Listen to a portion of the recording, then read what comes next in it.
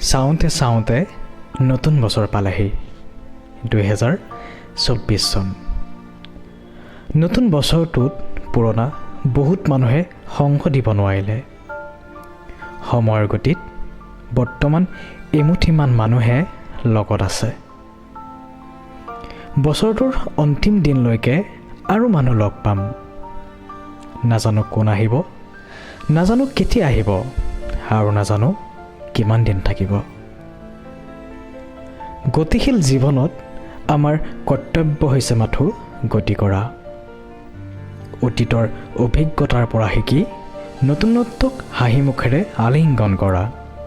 যোগাত্মক দৃষ্টিভংগীৰে নতুন দিনকেইটাৰ পাতনি মেলা।